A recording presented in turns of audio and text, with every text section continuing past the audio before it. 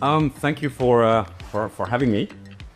I'm Martin. I'm Danish. I've been working for a bit more than 150 cities and regions in Europe since 2005, and I've lived in the Netherlands since 2007. Before that, I lived a little bit in Spain. I've lived a little bit in Istanbul, but I am from Copenhagen. And in that, there is already a lot of place names.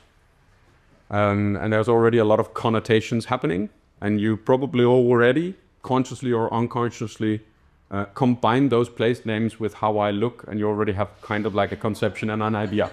Yeah. When we have a place branding masterclass, there's already three things that is up for discussion up here. The first one is place. What's a place?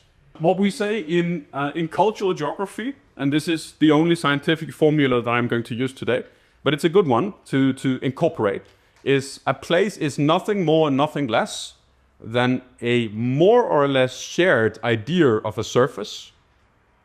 So the borders already are fuzzy, right? Plus more or less shared meanings given by people, yeah, dead and alive.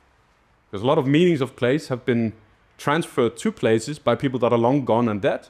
But as we grow up, we read them, we're getting them in between our ears. So basically a lot of our stereotypical images comes from dead people. Yeah.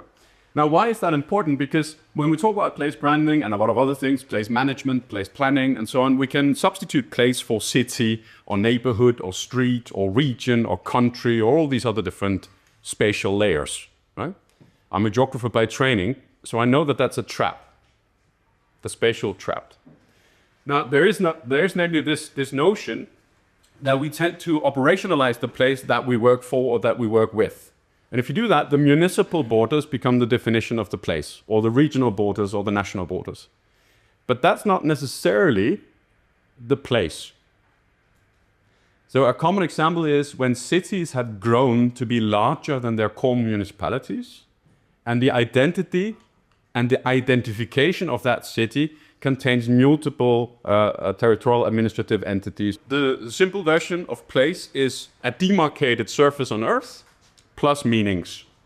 And the only thing we need to add to both sides of that equation is there does not have to be complete agreement on both or either. Yeah.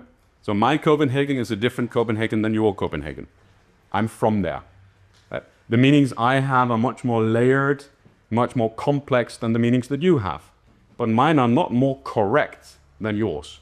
Then the second part, the branding thing. Actually, I don't like that word at all. There's two things in there. There's the brand thing. I don't really have a problem with that, because brand in that sense is a name, an identifier, not a logo or something like that. It's just, that's a name. And Copenhagen is a brand, because Copenhagen is a name and you have associations with it and you can place it and you can contextualize it. So it's a brand, whether it has a logo or not. The in thing is the third issue, because branding is a process. It's something you do, it's a verb, right? But it's also something that happens whether we try to do it strategically or not. Places basically brand themselves. And that is a very, very important realization, because if you know that that happens whether we try to influence this process, yes or no, then two things happen. One, do we want to monitor in what direction this process is going to work as a sort of like warning system?